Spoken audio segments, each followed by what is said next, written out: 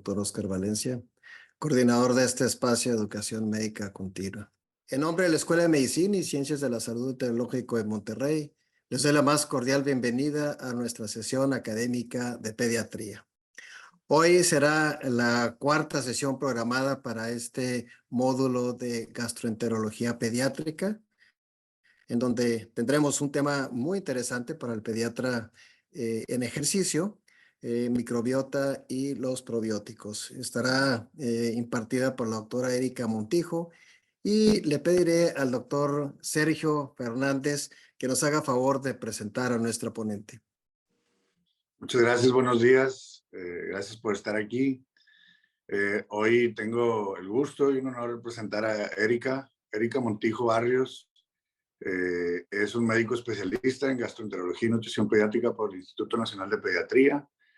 Además de eso, es investigadora clínica, profesora de la especialidad de gastro y nutrición en el INP y la UNAM. Es además miembro de la Academia Mexicana de Pediatría y tiene una alta especialidad en endoscopía gastrointestinal y es maestra en ciencias médicas y también tiene una maestría en nutrición infantil.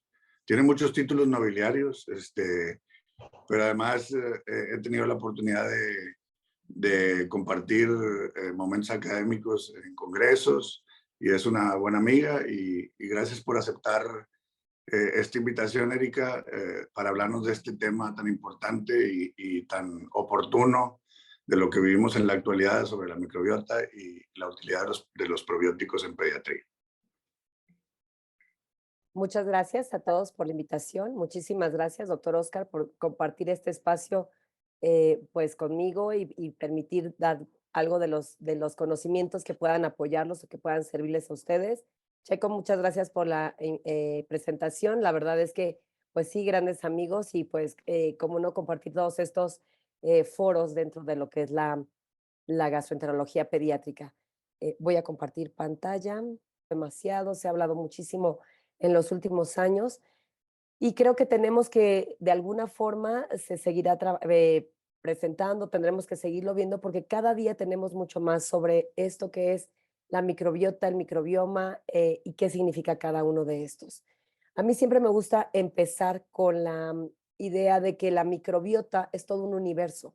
A veces cuando hablamos de probióticos, microbiota, nos podemos confundir, pero recordemos que la microbiota es ese mundo, bueno, más bien ese universo en donde el probiótico solamente es probablemente alguno de los satélites que se encuentra en una de tantas galaxias de todo este universo. Y también a veces nos entra un poquito la confusión acerca de qué es microbiota, qué es microbioma. Y creo que es importante que entendamos un poco más sobre lo que es esta situación. El microbioma, como tal, sabemos que es parte, o bioma, sabemos que es un hábitat, ¿no? Si lo llevamos hasta las terminaciones lingüísticas de lo que es esto. Sabemos que es una colección de microorganismos que van a estar asociados a un lugar. Y obviamente cuando hablamos de la microbiota humana, pues obviamente diremos que es todos estos microorganismos que se encuentran asociados al cuerpo humano, a nuestro propio cuerpo. Y obviamente, cuando ya empezamos a hablar de genomas, de genes presentes dentro de estos microorganismos, entonces tendríamos que hablar ya de lo que sería la microbiota. Cuando hablamos como tal en microbiota normal o lo que antes se conocía como microflora, que también es importante porque muchos de nuestros pacientes nos siguen preguntando por nuestra flora intestinal, por ejemplo, ¿no? Entonces tenemos que aclararles que el término actualmente correcto es usar microbiota como esos microorganismos que estamos en estrecha relación, todas nuestras mucosas están en relación con todos estos microorganismos y obviamente ellos nos garantizan ciertas funciones y pues obviamente el ser humano les proporciona el espacio donde pueden vivir. También es muy importante mencionar que cuando hablamos de como tal las microbiotas, hablamos del número de bacterias que residen. Y cuando hablamos de microbioma, son todos esos genes microbianos que se encuentran en ese mismo espacio. Solamente son términos, creo que hablar de microbiota o microbioma, pues prácticamente en este momento podríamos decir que es muy similar, nada más recordar que microbioma hablamos mucho más de genes. Y recordar también que aunque la más importante o la más grande o la que está más de moda es la microbiota gastrointestinal o la microbiota intestinal, recordar que en cada una de las mucosas o cada una de las partes que están en exposición hacia el medio ambiente, todas ellas tienen diferentes microbiotas. Por ejemplo, hablamos de la microbiota en la piel, que además no es la misma la microbiota de la piel, por ejemplo, alrededor de la boca, que la microbiota en la planta del pie o en el abdomen.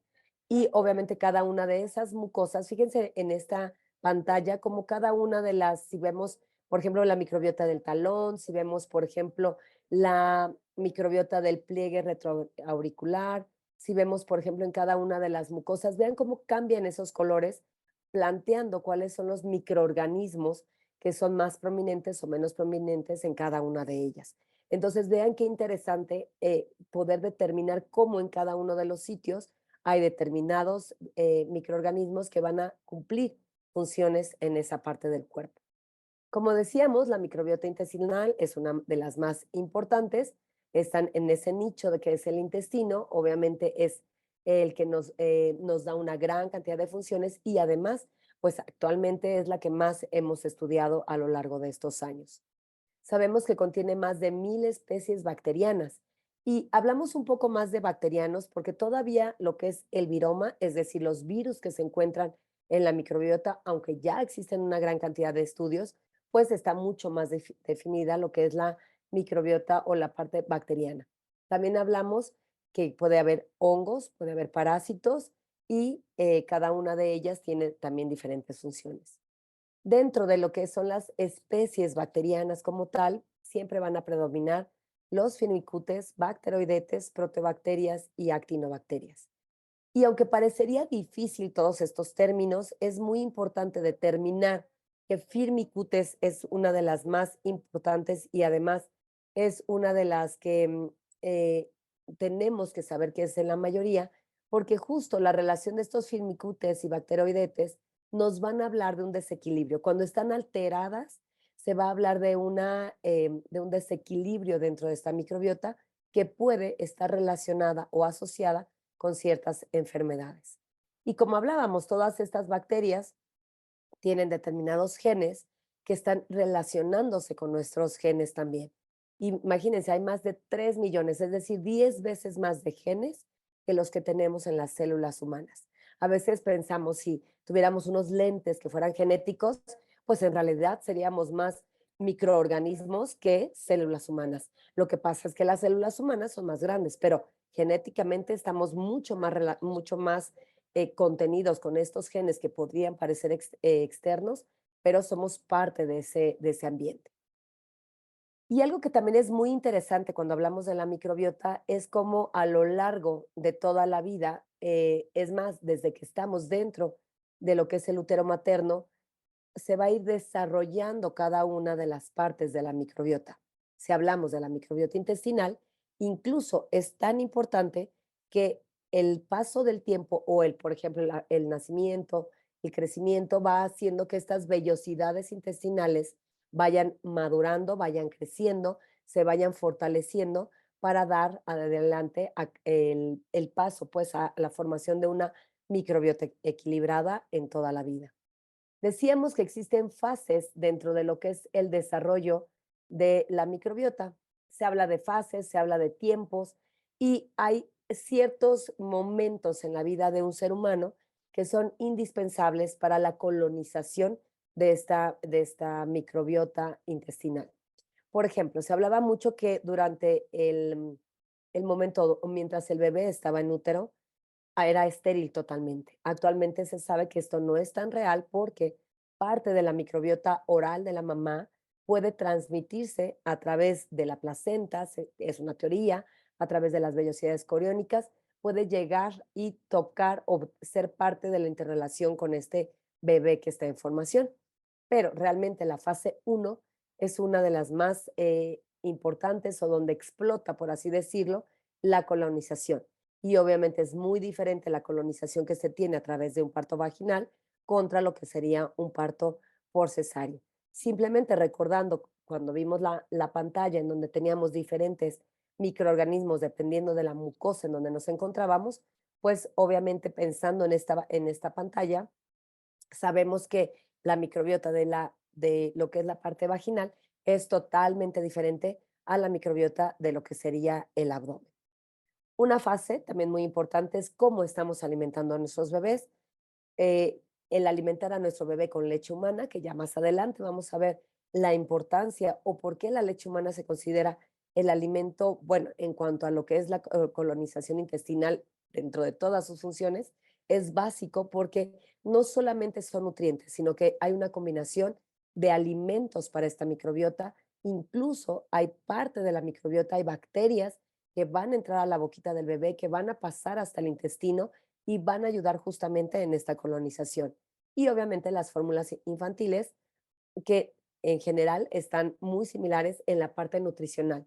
Algunas han agregado algunos probióticos, algunos prebióticos. Sin embargo, recuerden que la leche materna es un tejido vivo que es difícil de alcanzar como tal porque realmente se va a ir adaptando a las necesidades del bebé y va a permitir esa maduración. Por otro lado, entramos a la fase 3, una de las que creo que somos realmente responsables como médicos que estamos en contacto con niños, es la fase de la alimentación complementaria.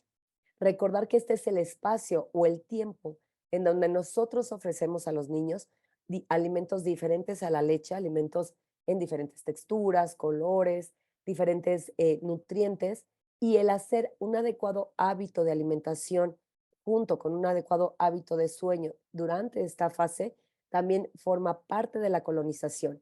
Hay estudios muy interesantes en donde puede ser que sea un bebé que nace por cesárea, puede ser que por alguna causa el bebé tuvo que ser alimentado por fórmula, pero si nosotros tenemos una variedad adecuada en la alimentación complementaria, la microbiota intestinal va a tener esa diversidad que necesita y madurar. Así es que tenemos aquí en la fase 3 un punto clave para ayudar en estas primeras etapas de colonización.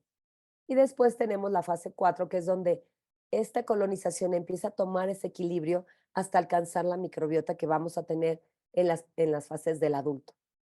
Y tenemos que tener mucho cuidado, porque es ahí donde perdemos la correcta alimentación de los niños.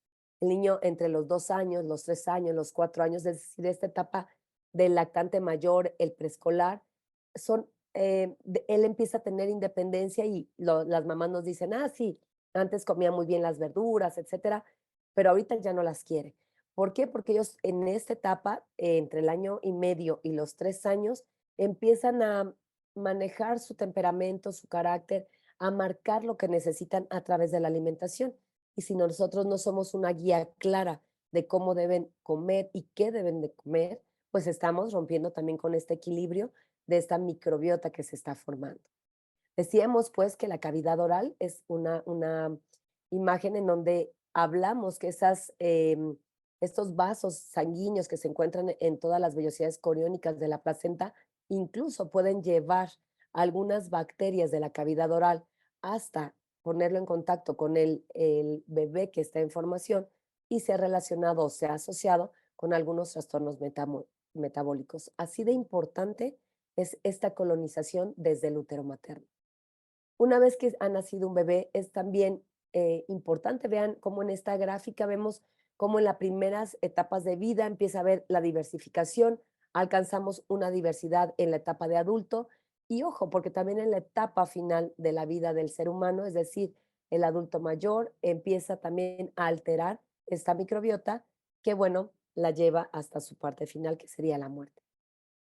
Y así vemos cómo al nacer, pues no tenemos casi diversidad de microbiota, pero para los 2, 3 años de vida, los colores aumentaron dramáticamente, logrando ese equilibrio, logrando esa diversidad que nos va a permitir estar en, en un equilibrio adecuado de esta microbiota. Pero fíjense que durante todo el tiempo de nuestra vida, sobre todo en los primeros años de vida en donde se está logrando ese equilibrio, muchísimas cosas pueden atacar o pueden ir en contra de esa colonización que hemos estado hablando. Una de las más importantes son los antibióticos, por ejemplo, algunos medicamentos como inhibidores de bomba de protones, obviamente hábitos de sueño, hábitos de sedentarismo. Todo esto va a alterar esa microbiota o esa formación de esa microbiota. La alimentación, por ejemplo, el uso de bebidas alcohólicas, el uso de grandes cantidades de azúcar, de harinas refinadas, grasas saturadas, es decir, la dieta que desgraciadamente nosotros vamos a las fiestas infantiles y es lo que les damos a nuestros niños, y que además ellos están acostumbrados o se acostumbran a comer no solo en fiestas, sino que todos los días, todo eso va a alterar totalmente esta microbiota. Y ojo, una higiene exagerada también la va a modificar, es decir, no es que tengamos que ser sucios ni mucho menos, pero sí no hay que exagerar con higiene, hay que permitir que los niños toquen, sientan, toquen los alimentos con sus manos, obviamente lavadas, pero que sí los toquen con sus manos y las puedan llevar a su boca. Y todo esto va a permitir un equilibrio. Cuando todos estos factores se unen, alteran todos los sistemas que tenemos de inflamación, todos los sistemas de inmunidad o de protección, pueden llevar a un desequilibrio grave y obviamente se ha relacionado, como decíamos, con enfermedades de inflamación crónica. Muchas enfermedades autoinmunes tienen una alteración en la microbiota, al igual que estados de alteración metabólica como obesidad, hipertensión, eh, todo lo que es alteraciones de lípidos, etcétera, se han relacionado con estos daños. Así pues, como lo que hemos hablado, entendemos ahora que tenemos un cuerpo en donde si todo está correcto, estamos en equilibrio. Es una homeostasis, es una eubiosis. Pero cuando todo lo que habíamos hablado se rompe o estos microorganismos están fuera de equilibrio, entonces hablamos de disbiosis. Disbiosis como desequilibrio. Y entonces se han relacionado con una gran cantidad de enfermedades. Es decir, una microbiota alterada se ve en pacientes que tienen determinadas enfermedades. Y entonces así podemos definir el término eubiosis, que es un equilibrio en la microbiota, o bien un entorno intestinal alterado que nos lleva a una disbiosis, en donde realmente puede haber una falla y puede hablarnos de enfermedades crónicas o inflamación o el problema de inmunidad.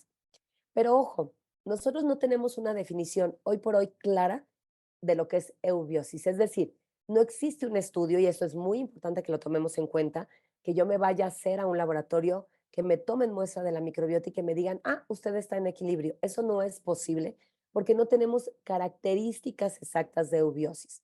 Lo único que sabemos en este momento es que un individuo sano es diferente totalmente a un individuo que puede llegar a tener diabetes, por ejemplo, o un individuo que puede llegar a tener alguna alteración en intestinal, como puede ser una enfermedad inflamatoria intestinal. Sabemos que son diferentes sus microbiotas, no son iguales a las de una persona sana, pero no hay un papelito o algo que nos diga que nosotros estamos o no en equilibrio. También es muy importante entender que dentro de las funciones de la microbiota tenemos muchísima relación con muchos órganos. Es decir, la microbiota nos va a proteger de algunos otros patógenos. Ese equilibrio va a permitir que, por ejemplo, Clostridium no incremente o, por ejemplo, bacterias como Campylobacter no se incrementen. ¿Por qué? Porque tenemos esas bacterias que van a competir y nos van a proteger contra organismos que nos pueden dañar. También pueden ayudarnos a sintetizar vitaminas, por ejemplo, todo lo que son los folatos a través de lo que es la fermentación o el metabolismo de las bacterias, se va a formar dentro de nuestro intestino y se va a absorber y va a formar parte de las vitaminas que nosotros necesitamos. Obviamente va a fortalecer el desarrollo inmunológico, va a permitir modular sobre todo las neuronas que se encuentran en ese intestino con la microbiota están modulándose y van a mandar señales a lo que es el sistema o al eje intestino-cerebro, que ahora se conoce como interacción intestino-cerebro, y también se van a formar metabolitos como ácidos grasos de cadena corta, que van a estar mandando señalización al páncreas, a nuestro tejido adiposo, etcétera.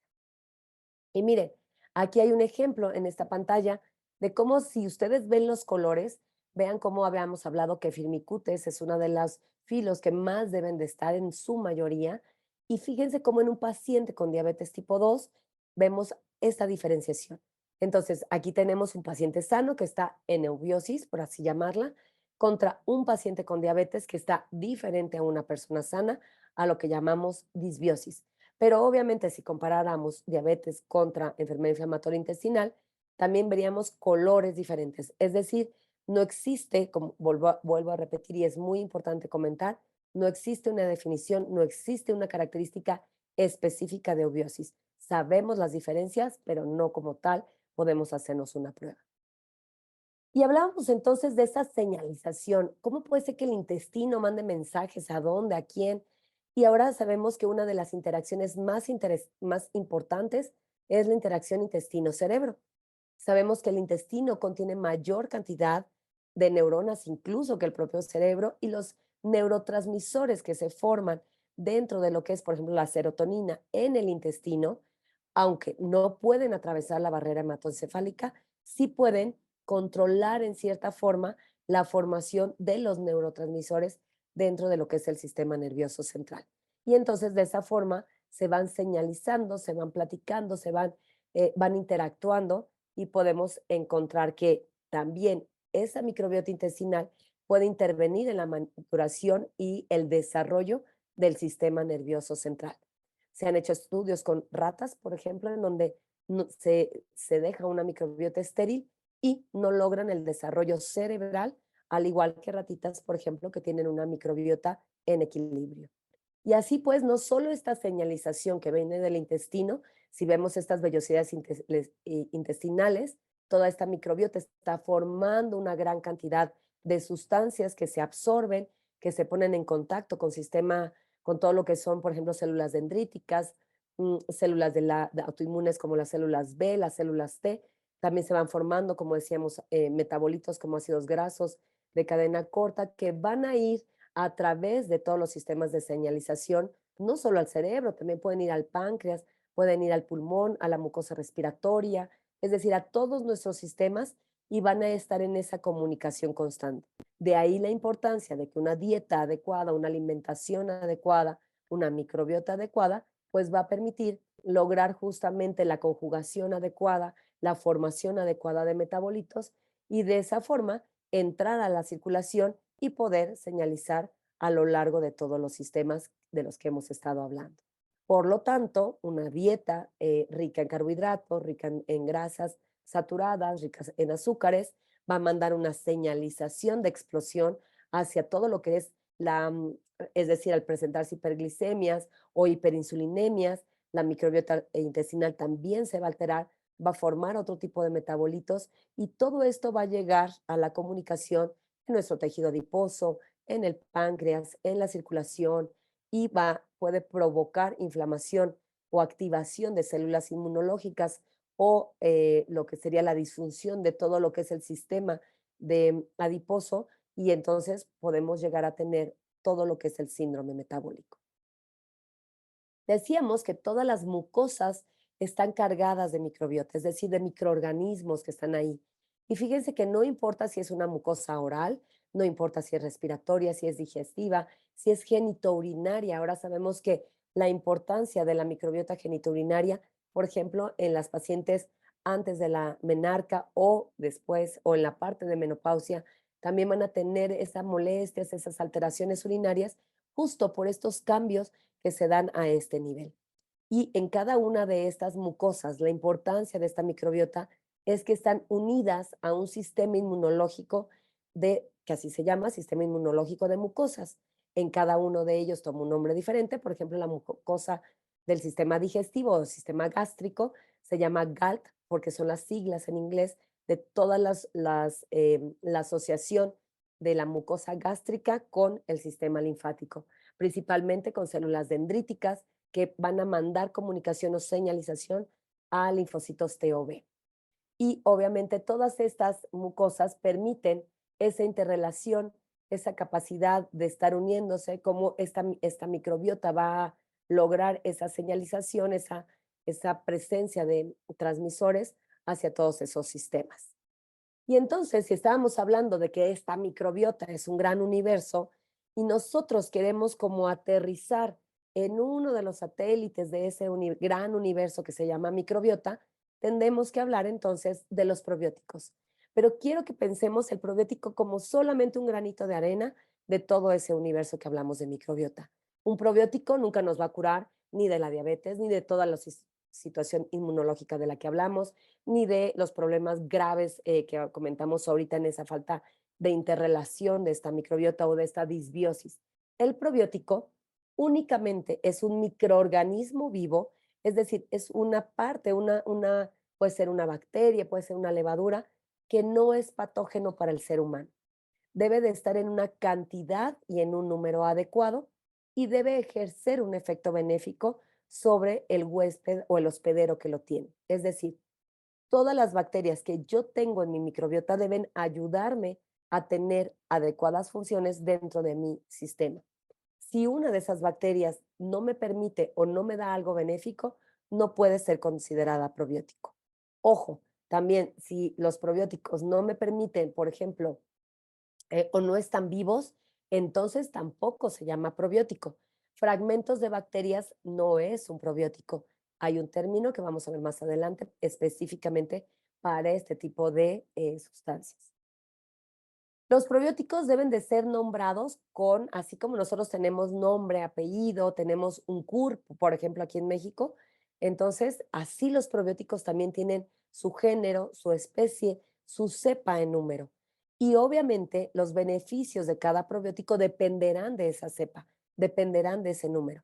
Es decir, no todos los probióticos hacen lo mismo, ni todos los probióticos son iguales, ni todos están indicados en cada una de las patologías.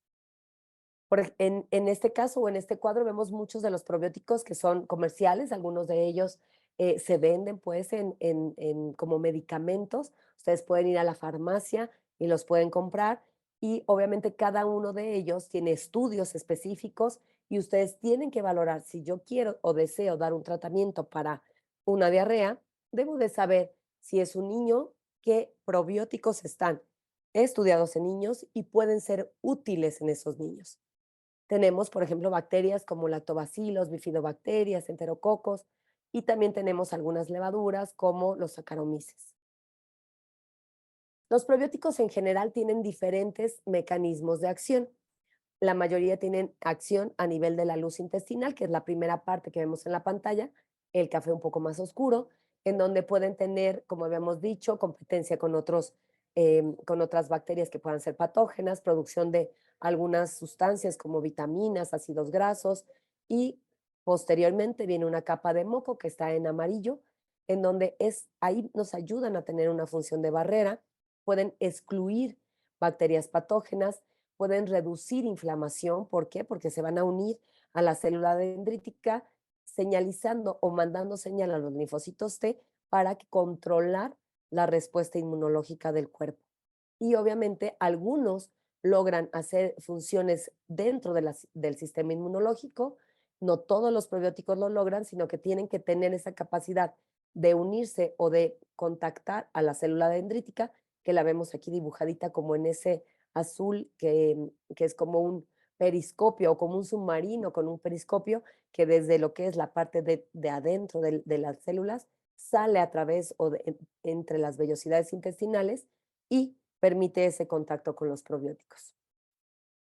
Ahora existe otra palabra que se llama prebióticos. Los prebióticos son las sustancias de la dieta que no pueden ser digeridas, es decir, nosotros las comemos, pero nuestras enzimas no las pueden romper, por lo tanto no pueden ser absorbidas y pueden llegar hasta la parte final de nuestro intestino alimentando a toda esa microbiota que se encuentra, por ejemplo, muy cerca del recto o cerca del ilion o la parte final del ilion. Las más comunes o los que más conocemos es, por ejemplo, la inulina, los oligosacáridos, los fructosacáridos. El más conocido probablemente es la lactosa, quien no ha tomado leche y sabemos que está llena de lactosa y esa lactosa es un alimento claro para estos microorganismos, para las bacterias, para las levaduras, para los hongos. Y obviamente todos ellos tienen que ejercer un efecto benéfico en el huésped o en la persona que los tiene. Y los simbióticos, es decir, es una unión de un prebiótico, es decir, el alimento con un probiótico, es decir, como si viéramos a la bacteria con su mochilita y su lunch. Entonces, cuando están unidos así, se llama simbiótico. Un ejemplo muy claro es la leche materna. Les explicaba que la leche materna está cargada de alimento para la microbiota intestinal y también está cargada de probióticos, es decir, de bacterias que son útiles o que van a ir a colonizar la microbiota de ese bebé que está empezando sus primeros días de vida. Dentro de la leche humana tenemos algunas bacterias lácticas, como una gran cantidad de lactobacilos, una gran cantidad de bifidobacterias, que sabíamos que era lo que tenía más nuestra microbiota en equilibrio. Pues por eso es que la leche materna lo manda directamente y también tiene prebióticos como fructooligosacáridos, como nucleótidos y obviamente lo que más tienen prebióticos es la lactosa. Y por ahí tenemos algunos otros nombres que para hacernos más difícil la vida, que es un posbiótico, que es lo que producen esta microbiota. Hablábamos de los ácidos grasos de cadena corta, por ejemplo. Entonces son todos estos componentes que están produciendo a través del proceso de la fermentación y que es benéfico para el huésped. Y por ahí tenemos los paraprobióticos. Algunas veces, algunos de ustedes han conocido algunos medicamentos o bueno, cajitas pues de la industria que nos manda, por ejemplo, fragmentos de bacterias. Esos fragmentos de bacterias les conocemos como paraprobióticos. Son microorganismos inactivos, no están vivos, no pueden vivir porque ya solamente están totalmente inactivados o fragmentados. Ahora, ¿para qué son útiles los probióticos en los niños? Esto es muy importante. Y tenemos muchísima literatura que habla de probióticos en niños. Ojo, no es lo mismo hablar en niños que en mujeres embarazadas, que en adultos mayores.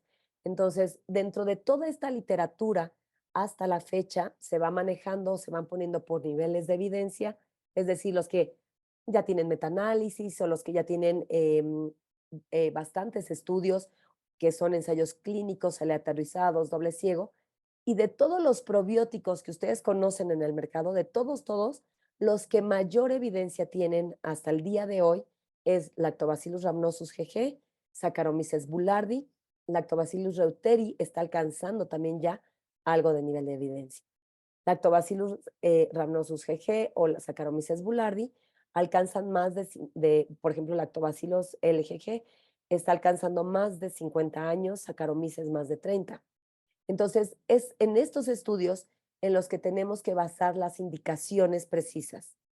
Hay muchísimos metaanálisis, hay muchísimas guías, que si latinoamericana, europea, norteamericana, de todas las sociedades sobre probióticos. Me voy a enfocar un poquito en esta del 2023, que es la más reciente que tenemos y que habla no solamente de niños, también un poquito de adultos, pero me estoy enfocando en justamente los probióticos que más estudios tienen en niños.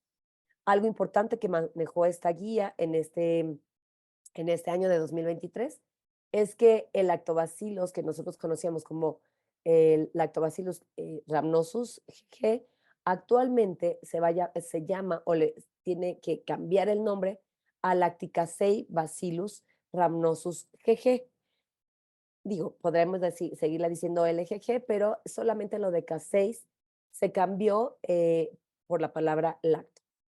En esta misma guía se nos plantea o hablamos que este lactobacilo está bien demostrado que puede ser, su genoma está bien demostrado, su secuenciación completa fue en el 2009, está bien caracterizado cuál parte o qué partes de este genoma logran justamente unirse a la célula dendrítica. Entonces, uno de los probióticos que más podemos utilizar en niños en ciertas indicaciones, pues justamente es este. Sabemos que es una bacteria gram positiva, no es móvil, pero tiene mucha capacidad de adhesión a lo que es las células epiteliales del intestino.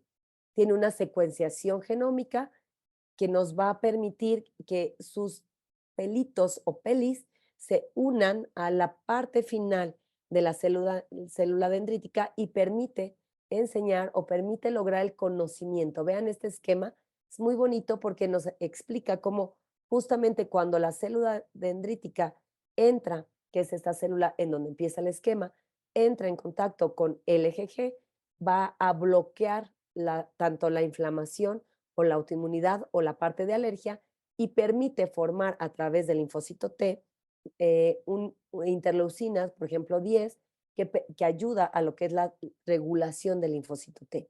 De esta forma se dice que de alguna manera controla un poquito esa parte de la autoinmunidad o de la alergia. En esta guía se plantea que las indicaciones, por ejemplo, para utilizar el EGG es en el tratamiento en algunas profilaxis de lo que es la cándida oral, sobre todo en adultos. La diarrea aguda en adultos y en niños es una de las indicaciones. Probablemente una de las indicaciones más importantes de este microorganismo es la diarrea asociada a antibióticos. Es decir, actualmente se sabe que podemos prevenir la diarrea o los síntomas gastrointestinales que se asocian cuando damos un antibiótico.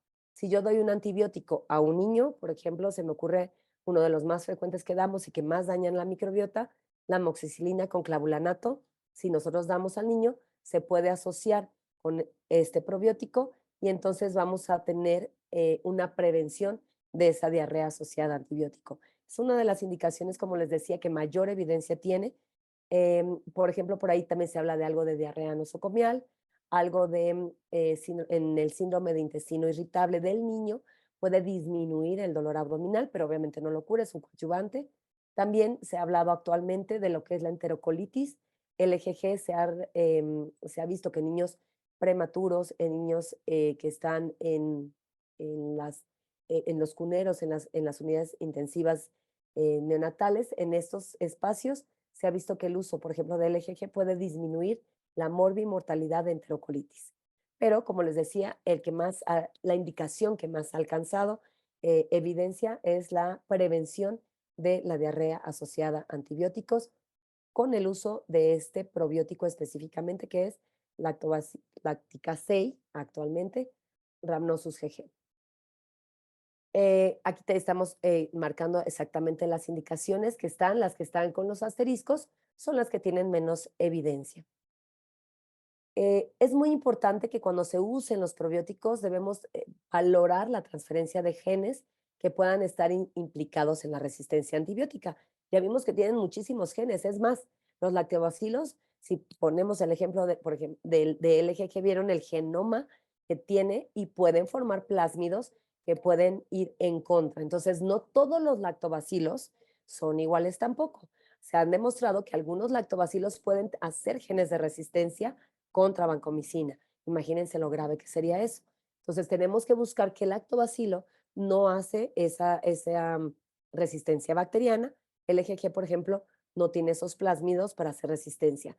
Entonces, si ustedes ven un botecito que diga millones de lactobacilos, tengan mucho cuidado. Esos no se pueden dar porque no sabemos qué lactobacilo es y no sabemos si pueda causar resistencia. Si hablamos un poquito de lo que es la microbiota, es decir, en donde hablamos de los hongos que están en todo ese universo que tenemos de microbiota, tenemos también algunos hongos como cándida, que los conocemos, sabemos que incluso cuando se toman antibióticos, algunas personas o algunos bebés pueden tener cándida oral porque aumenta esa cándida que normalmente debe de estar ahí, al igual que algunas especies de Saccharomyces. La especie de Saccharomyces también es una, como vimos, de las más estudiadas en pediatría. Entonces, hablando de la función de estas Saccharomyces, tenemos que ver que muchos de ellos van a permitir, igual que competir y al igual que algunas bacterias, pero los hongos o esta levadura también puede competir con microorganismos que puedan ser patógenos, también pueden formar algunas sustancias como péptidos que se pueden unir a ciertas bacterias y las pueden atacar, las pueden matar.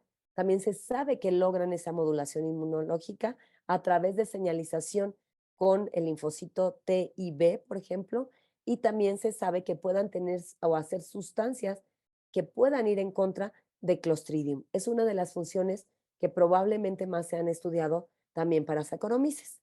Regresando otra vez a este resumen de esta guía que nos dan para 2023, sabemos, por ejemplo, que en el tratamiento de la diarrea aguda, tanto en adultos como en niños, o en la recurrencia del Clostridium, por ejemplo, Saccharomyces boulardii, vean cómo hasta dosis se están indicando. Saccharomyces boulardii también es una de las indicaciones más importantes.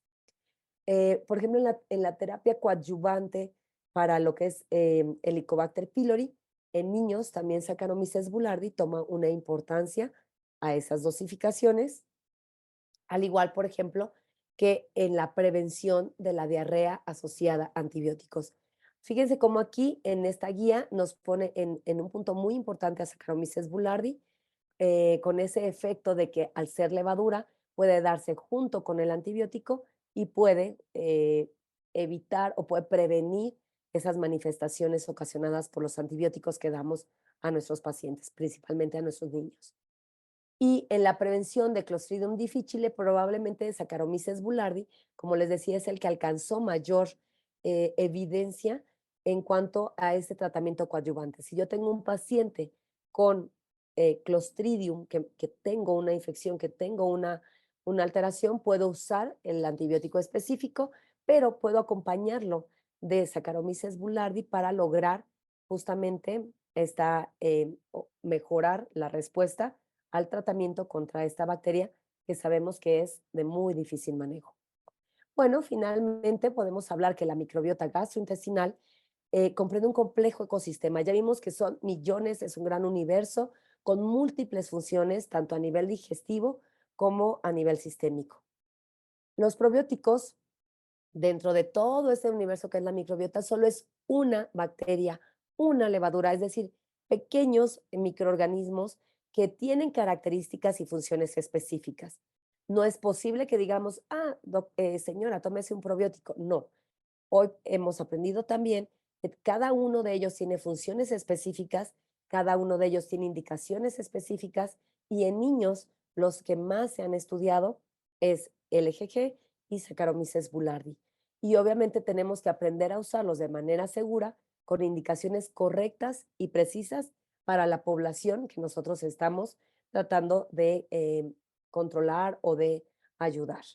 Sabemos que estas investigaciones, o si nosotros queremos dar, por ejemplo, LGG o Saccharomyces en un adulto mayor, tendremos también que buscar la evidencia que ocurriría para ellos, al igual que para, por ejemplo, no sé, para otras poblaciones, como puede ser una mujer embarazada, o, por ejemplo, para uso en pacientes, no sé, con inicio de vida sexual activa, etcétera. Entonces, en cada una de las indicaciones que nosotros vamos a dar un probiótico, es indispensable que sepamos qué cepa es, qué dosis voy a dar y cómo lo voy a dar en cada una de ellas. Pues muchísimas gracias por su atención. Erika, muchísimas gracias por esta excelente plática. Eh, hay bastantes preguntas, vamos a ver si nos alcanza el tiempo para contestarlas. Ahí te va la primera. Bien. Preguntan, ¿qué bacterias predominan en la disbiosis? ¿Es Como lo posible? Sí, como lo comentábamos, no podemos decir en qué disbiosis.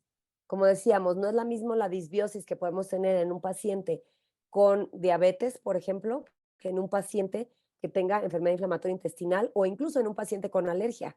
Entonces, lo que es importante, por eso les decía que no existe un estudio que nosotros podamos mandar a hacer un laboratorio. Sé que sí los hay por ahí, por eso es que lo remarco tanto. Eso que nos mandan solamente es una planificación más o menos de lo que tenemos en ciertas microbiotas, pero estudiar la microbiota no es sencilla. Entonces, esos estudios no nos van a servir para decir, como que acá tienes más firmicutes, acá tienes más bacteroidetes. No es ese el punto, sino que lo que tenemos que hacer es tratar de llevar en ese equilibrio la microbiota de un paciente enfermo. ¿Cómo? Ya vimos que a través de una alimentación correcta, a través de hábitos adecuados, evitar el uso de medicamentos, principalmente antibióticos, inhibidores de bomba de protones, obviamente quimioterápicos, etcétera, y teniendo un estilo de vida saludable. Eso es lo que sí nos va a permitir un equilibrio, más que pensar qué bacteria es buena, cuál es mala y cuál debo matar. En cada enfermedad tiene caracterización diferente. Muchas gracias. Se recomienda que los niños reciban probióticos de manera permanente como medida preventiva. Ya ves que esto es algo muy común en la actualidad, de pensar como, yo así lo veo, como que los probióticos hoy son el sustituto de las vitaminas de los 70s o de los 80s, Es- y ahora pareciera que hay que darle probióticos siempre a los niños. ¿Eso es una práctica segura o no? Yo creo que no es segura por 2 cosas. Uno, como les dije, los probióticos se tienen que comportar como medicamentos, aunque para fines de comerciales, etcétera, son en algunos casos suplementos, deben de ser medicamentos, porque finalmente están teniendo una función determinada, tienen una indicación determinada y tienen una dosificación determinada. Entonces, no existe un estudio, al menos no sé, Checo, si no, pues adelante me corriges, que diga, usar este probiótico de por vida lo va usted a mantener en condiciones adecuadas. De verdad, yo no he encontrado ninguna revisión, no he encontrado ningún estudio en población pediátrica, ni en adultos, ni en mujeres embarazadas, que nos digan el tomar esto lo va a prevenir o lo va a ayudar a hacer esto. ¿Cómo podemos tener una microbiota adecuada o una microbiota, lo vuelvo a repetir, un estado de vida saludable? Comer sano, evitar grasas saturadas, evitar azúcares, evitar alcohol, evitar refrescos, por ejemplo, todo lo que son la combinación de harinas refinadas, como todo lo que es la bollería, donas, etcétera. Comer alimentos lo más fresco posible, verduras, que es lo que a nuestros niños verdaderamente les falta, frutas con cáscara, evitar, por ejemplo, los jugos y mejor comer el alimento completo, dar una alimentación complementaria, iniciando desde ahí, muy diversa. Todo eso es lo que nos va a mantener una microbiota sana. Hacer ejercicio, dormir bien, es tan importante como comer bien.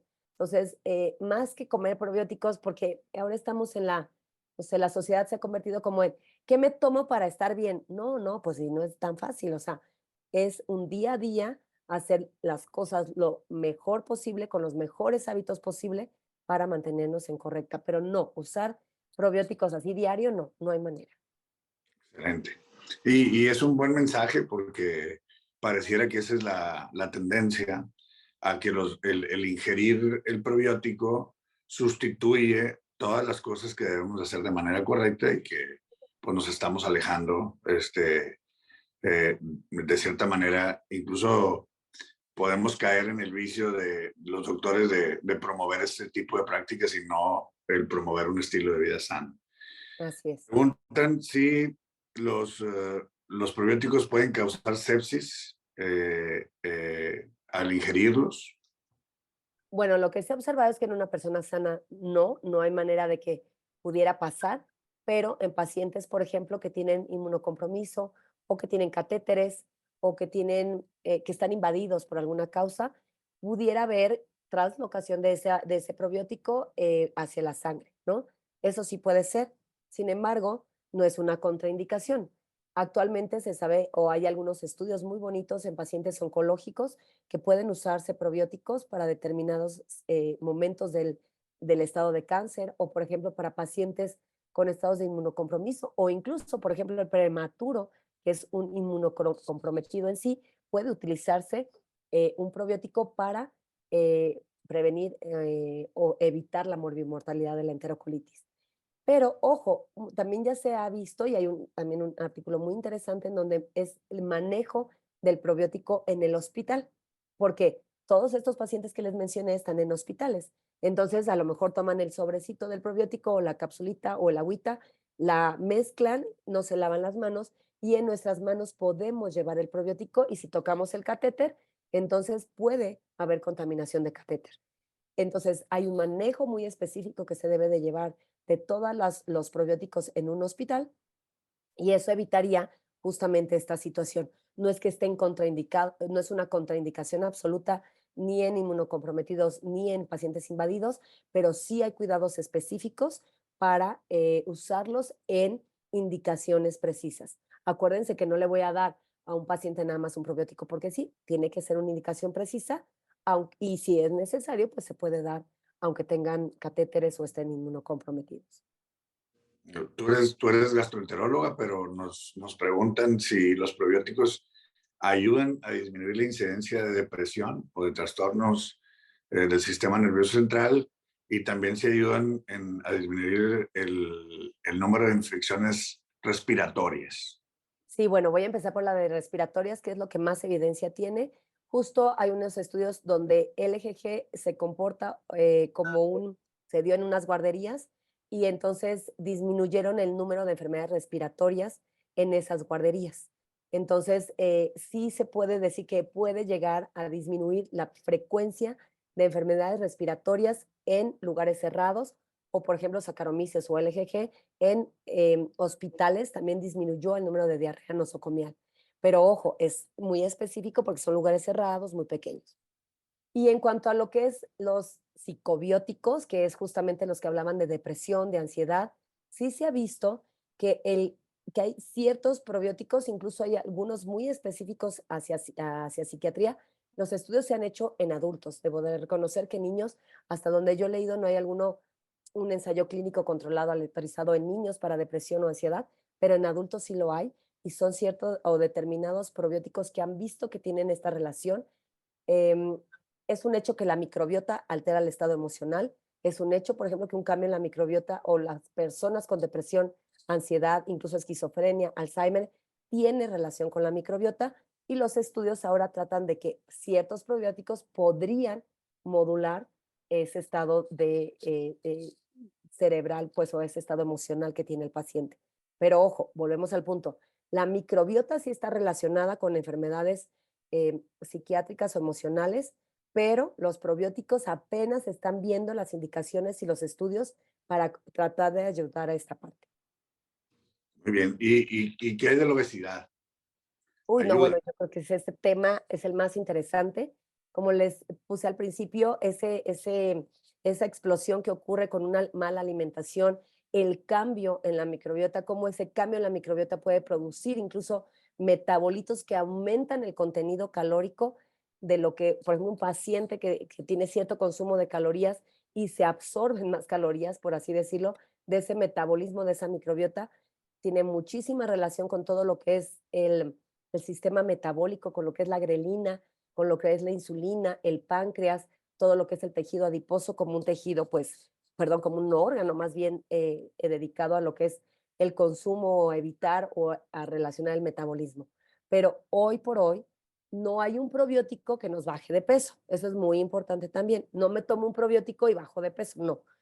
Hay probióticos que hay uno en específico que se ha visto en adultos que puede regular un poquito la microbiota y puede ayudar en el movimiento de esta señalización hacia el tejido graso, pero es la microbiota la que señaliza. Estos probióticos apenas están en estudio, hay algunas asociaciones que son interesantes, pero hoy no existe algo que si yo me tomo otra vez el probiótico voy a bajar de peso. Y ya, pues digo, por cuestión de tiempo, para que nos quede bien claro, porque es una situación muy frecuente en la práctica clínica, los probióticos, cuando utilizamos antibiótico, se empiezan cuándo y se terminan cuándo. De hecho, la indicación actual, una de las indicaciones, como lo vieron en las guías de la última guía que les presenté, esta indicación dice prevenir la diarrea asociada a antibióticos. Es decir, yo empiezo el antibiótico y en ese momento tengo que dar el probiótico. Pero volvemos al punto, no todos los probióticos van a soportar ese antibiótico. En los niños, los que están relacionados o que sí pueden prevenir esta diarrea asociada a antibiótico es el EGG, Saccharomyces boulardii.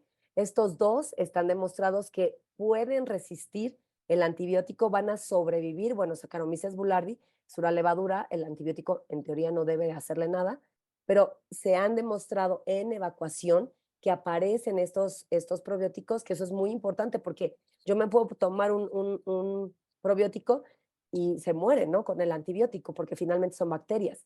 Entonces tenemos que haber demostrado que sí sobrevive, que sí puede prevenirlo y que puede ser usado. El tiempo, pues es el tiempo que dura el, el antibiótico, puede utilizarse todo el tiempo que dura el antibiótico y se puede suspender en el momento en que ya termina el antibiótico. También dependerá de la cepa que usen y la dosificación también dependerá de la cepa que usen como probiótico. Pues, Erika, muchísimas gracias de nuevo. Bien interesante la plática, nos sirve bastante. Creo que es una plática muy práctica y que deja bien claro cuándo sí y cuándo no el uso de los probióticos y el entendimiento de la microbiota en general, de cómo se forma, qué la hace fuerte, qué la hace débil y las cosas que tenemos que promover como médicos de nuestra parte. Pues muchísimas gracias, doctor Oscar, Sergio, muchísimas gracias por la invitación. Encantada de haber participado con ustedes. Gracias, Erika. Muchísimas gracias a la doctora Erika por esta extraordinaria plática. Muchísimas gracias al doctor Sergio Fernández por la coordinación de este módulo y la conducción de esta sesión. Los invitamos a que el próximo mes tendremos un módulo que es primera infancia. Primera infancia, hace 2 días los candidatos firmaron un pacto por la primera infancia. Lo hicieron frente a niños, frente a los representantes de organizaciones civiles, y de aquí la importancia de esos primeros años en nuestros niños. Tendremos todo un módulo que hablará de esto. La próxima semana no tendremos sesión ya que es asueto, pero los invitamos a que el día 8, dentro de 15 días, nos vuelvan a acompañar a nuestra sesión académica de pediatría. Muchísimas gracias y que tengan un excelente día.